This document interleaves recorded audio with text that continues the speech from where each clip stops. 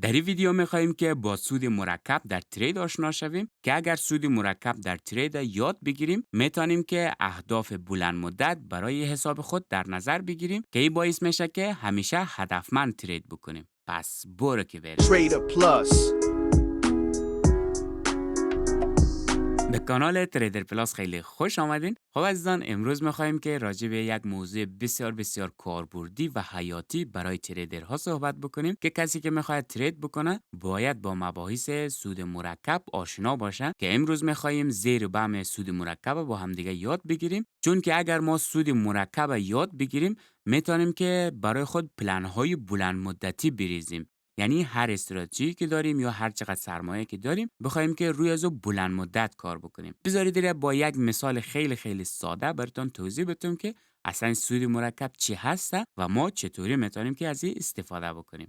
در اینجا یک جدول را خدمتتان آماده کردم که در این قسمت ما مبلغ سرمایه خود داریم، یعنی سرمایه اولیه ما، که در این مثال ما $1000 سرمایه را در نظر گرفتیم. حالا شما میتونین این را با سرمایه خود حساب بکنین که یک سایت را هم در ادامه براتون معرفی میکنم که با اون سایت میتونین شما همه سرمایه خود مثلا $100 اگه هست، $200 اگه هست، $1000، $10000 هر چقدر که هست خودتون بتونین که حساب بکنین که چقدر میتونین که از اون پول خود درآمد داشته باشین. خب ما اینجا یک حساب $1000 رو در نظر گرفتیم و همونطور در این قسمت شما تعداد ماه ها رو میبینین که ما 12 ماه را در نظر گرفتیم و در این جدول هم که شما سود هر ماه هم میبینین، یعنی سودی که ما در ازای ترید در هر ماه به دست میاریم در این جدول هست و همونطور سرمایه ما برای هر ماه هست و همونطور سود کلی ما هست و میزان درصد درآمد ما در هر ماه که اینجا ثابت هست، ما ثابت در نظر گرفتیم. یعنی یک چیزی رو در نظر گرفتیم که بسیار منطقی و قابل انجام باشه. مثلا 10% سود برای یک تریدر خیلی یک چیز ایزی و منطقی هست. و همونطور یک نکته ای را که در همین اول خدمتتان عرض بکنم، شما وقتی که مثلا $1000 در نظر میگیرین که سود مرکب روی ازو پیاده بکنین، باید که برداشت نداشته باشین. که یعنی چی برداشت نداشته باشین؟ این قسمت رو نگاه کنین. در ماه اول، مثلا ماه اول ما $1000 میاریم، یک حساب باز میکنیم، میخوایم که با $1000 کار خود شروع بکنیم. خب وقتی که ما با $1000، یعنی در ماه اول $1000 باش ترید میکنیم، در یک ماه باید که 10% سود بکنیم. 10% سود یک چیز منطقی هسته. ما چرا میگم منطقیه؟ مثلا فرض کنین که شما یک استراتژی دارین که وین ریت 50 داره و ریسک بریوارد 1/2 داره، که یک چیز خیلی ایزی و آسانی هسته. ریسک بریوارد 1/2 و وین ریت 50 که پایین ترین وین ریت ممکنه توی یک استراتژی هسته. و همونطور شما اگر بخواین که در هر معامله فقط 1% از همین سرمایه اولیه خود ریسک بکنین، یعنی شما در یک ماه روزی یک معامله که بزنین، یعنی 20 روزش فقط شما معامله کنین، 8 روزش تعطیل هست در بازار فارکس، یعنی فقط 20 روزش شما معامله کنین، روز یک معامله بزنین، وین ریت شما 50 هسته، شما 20 تا معامله زدین که از 20 تا معامله 10 تایش استاپ خورده، 10 تایش 1/2 به شما سود داده. یعنی در این حد راحت هسته. پس این یک چیز بسیار منطقی هسته. خب شما با همین استراتژی میخواین که کار بکنین، شما فقط ماه 10% سود میکنین و دیگه کار ندارین و دیگه اصلا معامله نمیکنین. یعنی فقط ماه 10% سود نیاز دارین در این روش. خب شما من چیکار میکنین؟ $1000 با شروع میکنین کار کردن. در ماه اول 10% سود میکنین و این 10% سود شما میشه $100. یعنی شما با $1000 $100 کار کردین. و در ماه دوم این چیکار میکنین؟ سرمایه هر ماه خوده اینی سرمایه یا اینی درآمدی که داشتین روی سرمایه خود اضافه میکنین. ما برداشت اصلا نداریم. خب یعنی ماه جدید درآمد ماه قبلی شما به او اضافه میشه، شما باید روی اینی سرمایه جدید خود 10% سود بکنین که 10% سود روی $1100 میشه $110 سود.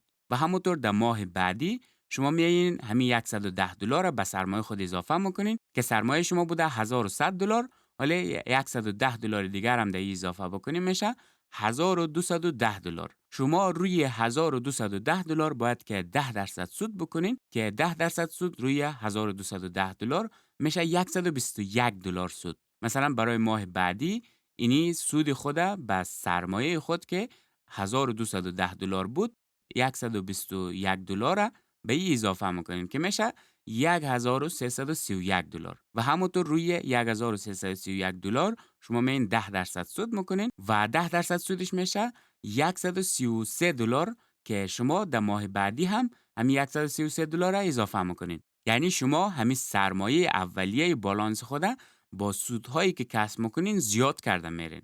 مثلا شما اینی 12 ماه را در نظر بگیرین. در ماه 12 سرمایه $1000 شما شده $3138.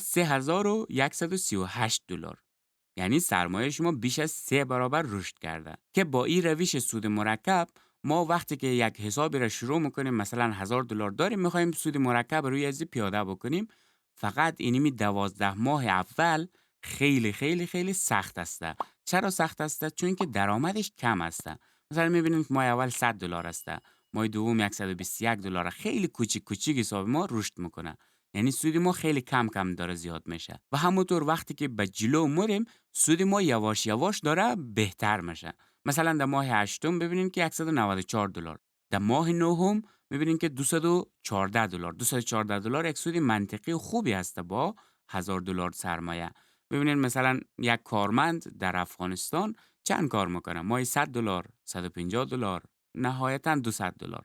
یعنی یک کارمند خیلی تخصصی خوب باشه ماهی $200 کار میکنه. پس این میتونه یک سود خیلی منطقی و خوبی باشه که در شروع این سودا خیلی چشمگیر و دلچسب نیسته، ولی هرچی به جلو بریم سودا بهتر میشه. بذارید بریم روی یک سایت. ما میتونیم مثلا اینجا ما 12 ماه در نظر گرفتیم، در اونجا بیشتر در نظر بگیریم، ببینیم که در نهایت سرمایه ما چقدر میتونه که رشد بکنه. خب سایتی که ما ازش استفاده میکنیم د کلکولیتر سایت نام همین سایت هسته. این کلمه را اگر در گوگل سرچ بکنین سایت های بسیار زیادی هم هسته که همین ماشین حساب داره که من لینک همین سایت در دیسکریپشن ویدیو میگذارم، خواستین ازش استفاده بکنین. خب در این قسمت میم کامپوننت ریست یا یعنی فارکس کامپوند، هر کدومش که شما انتخاب بکنین میتونین که همین محاسبات انجام بدین. در این قسمت اول مین مثلا میگین که من با دلار هسته حساب من و در این قسمت دوم این مبلغ سرمایه خود وارد میکنین. مثلا من اینجا $1000 وارد کردم، شما میتونین $100، $50، $500 هر چقدر که هسته در اینجا بین وارد بکنین. در این قسمت درآمد انتظاری شما هسته که مثلا شما چقدر درآمد انتظار دارین در هر چرخه کسب بکنین. که مثلا ما اینجا گفتیم که ماهیانه هسته، شما اگر این کشی رو باز بکنین هفتگی، ماهیانه، مثلا کوارتری یا سالیانه میتونین که انتخاب بکنین. که ما اینجا گفتیم ماهیانه 10% درآمد. در این قسمت تعداد ماهایی که میخواین همین محاسبات براتون انجام شوه را در اینجا وارد میکنین. میتونین سالیانه وارد کنین، مثلا 2 سال، 3 سال، یا اینکه ماهیانه که من اینجا 100 ماه را در نظر گرفتم.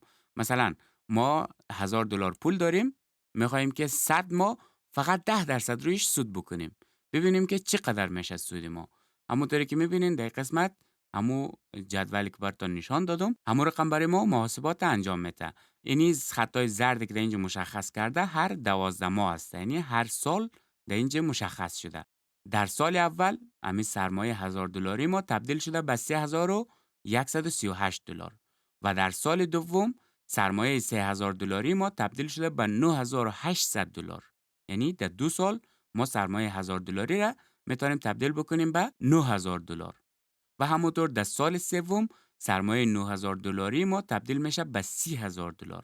هرچی به پایین بریم، چون که یه اثر مرکبه، اگر کتاب اثر مرکب خوانده باشین که حتما پیشنهاد میکنم و کتاب بخونین، این یک جوری سرمایه ما را ضریب میده که مثلا ما هرچی سود میکنیم روی سرمایه خود اضافه میکنیم، این سرمایه ما را روز به روز بزرگ میکنه. و همونطور سرمایه $30000 ما در سال بعدش میبینین که تبدیل بشه به $97000. سرمایه $97000 ما در سال بعدش میشه $304000. سرمایه $304000 ما در سال بعدش تبدیل میشه به $955000. سرمایه $955000 ما در سال بعدش تبدیل میشه به $3,000,000. ببینین این عددا شاید مثلا خیلی غیر منطقی بیه، ولی خیلی یک چیز منطقی هسته. شما با $1000 فقط ماه 10% سود میکنین و هر ماه برداشت ندارین و همون 10% سود خود روی سرمایه خود اضافه میکنین و سرمایه شما یواش یواش بزرگ میشه و همونطوری که سرمایه شما بزرگ میشه سودهای شما هم بزرگ میشه. که یادگیری مباحث باعث میشه که شما بیاین بلند مدت کار بکنین. مثلا اگر شما الان $1000 دارین، دیگه در سود مثلا ماهی $100 قانع نیستین. شما میگین که من با اثر مرکب سرمایه خود تبدیل میکنم به $10,000. اگر ببینین $10,000 ما در این قسمت در ماه 25 یعنی 2 سال و 1 ماه وقتی که شما 10% ماهیانه سود بکنین، سرمایه شما تبدیل میشه به $10,000 و اینجا شما ماهیانه میتونین $980 $984 درآمد داشته باشین.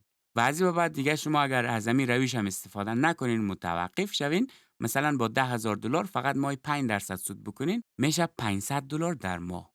یعنی بعد از 2 سال شما با 5% ریسک میتونین در ماه $500 کار بکنین که این اهداف بلند مدت باعث میشه که شما روی حساب مثلا $1,000 خود نه این ریسک مثلا $500 بکنین. وقتی که شما اهداف بلند مدت داشته باشین، دیگه از اون ریسکا جلوگیری میکنه.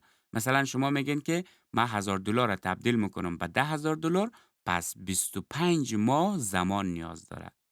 25 ماه من زحمت میکشم، سرمایه خودت تبدیل به $10,000 میکنم و بعد از اون دیگه ریسک خود کم میکنم. مثلا دیگه اصلا نیاز نیست که شما 10% در ماه سود بکنین. بعد از اون شما میتونین که 5% در ماه سود بکنین و 5% از $10,000 میشه $500. یعنی شما ماهیانه به راحتی $500 درآمد دارین که اگر واقعا اثر مرکب بیاین شما روی اکانت های خود پیاده بکنین، خیلی خیلی خیلی شما را میتونه کمک بکنه که از همون ریسک ها جلوگیری بکنین. مثلا در ویدیو قبلی ما راجع به چرخه های یا باطلاق های ضرر صحبت کردیم که باطلاق های ضرر هم همه ایشان باعث بانیشان اینمی هسته که شما نمیدانین در آینده میخواین چیکار بکنین.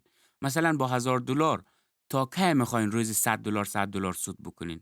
یعنی مادام العمر شما میخواین با $1,000 روز $100 سود بکنین، آیا $100 مخارج زندگی شما را تامین میکنه؟ نمیکنه. $100 معاشی نیست. $100 اصلا حقوقی نیست که شما رو راضی بکنه. پس شما باید که وقتی که $1,000 میارین رویش ریسک میکنین، شما باید هدفتان $10,000 باشه. مثلا هدف شما ای باشه که من $1,000 یواش یواش، یعنی می رقم ماهیانه 10% فقط رویش سود بکنم و وقتی که سرمایه $1,000 ما به $10,000 برسه، من اگر ماهیانه 10% سود بکنم، من تقریبا ماهی میتونم $1,000 درآمد داشته باشم. پس این $100 میتونه برای شما قابل تحمل باشه در اوایل. یعنی شما رو میتونه وادار بکنه که همین مسیر خود ادامه بدین. پس حتما بیاین در این سایت و در اینجا مبلغ سرمایه خود وارد بکنین و اهداف بلند مدتی خود مشخص بکنین. مثلا اگر $1,000 دارین، برای تبدیل کردن $10,000 خود به $10,000 شما به 25 ماه زمان نیاز دارین. و اگر مثلا $10,000 دارین و او رو میخواین که رشد بدین، شما میتونین از اینجا به این تارگت های رو برای خود مشخص بکنین که مثال سرمایه ما اگر 10 برابر شوه، میتونه که یک سود ماهیانه خیلی خیلی خوبی را برای ما بده و این مرا راضی میکنه و من مثلا در ماه $1,000 درآمد داشته باشم، مرا میتونه راضی بکنه. یا اینکه اگر نمیتونه راضی بکنه، خب میرین جلو، مثلا ماهیانه $3,000 درآمد داشته باشم، مرا راضی میکنه. پس ما باید اینجا 37 ماه زمان بگذارم. 37 ماه ما باید که زحمت بکشم تا اینکه سرمایه ما به حد رشد بکنه که ما بتونم ماهیانه $3,000 از این سرمایه خود درآمد داشته باشم. اینا هسته که شما را وادار میکنه که به استراتژی خود، به مدیریت سرمایه خود، به اهداف بلند مدتی خود پایبند باشین. یعنی ناامید نشوین در نصف راه. مثال همین ماه اول نگاه کنین، $100 درآمد، ماه دوم $110، ماه سوم $121. شاید در 3 ماه، در 4 ماه، در 5 ماه اول شما ناامید شوین، بگین اصلا بازار امی ترید کردن اصلا نمیصرفه برای ما. شاید شما یک شغل دارین، یک وظیفه دارین، یک جای کارمند هستین، ماهی $400 $500 درآمد دارین و این اصلا شما رو راضی نمیکنه. پس شما باید که در بلند مدت فکر کنین. مثلا میگین که درسته کارمند هستم، مثلا ماهی $100 ماهی $500 درآمد دارم، میم در کنار از او یک حساب $1,000 رم رشد میتم و 2 سال 4 سال زمان میبره که من به یک معاش برسم، به یک درآمدی برسم که او منطقی هست برای من. او میتونه که مرا راضی بکنه. مثلا در ماه $4,000 $5,000 میتونه که مرا راضی بکنه. پس من باید در اینج برسم، بعدش بیام تمرکز اصلی خود روی از حساب بذارم.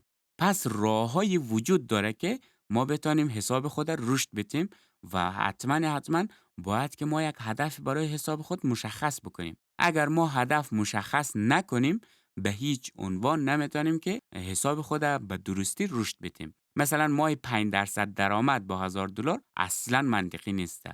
ولی اگر ما بیام مثلا ماه 10% درآمد کسب بکنم و این حساب خود را تبدیل بکنم به $30,000 میبینین که در ماه برای من $2,800 درآمد داره. در ماه بعدیش مثلا $3,000 برای من درآمد داره.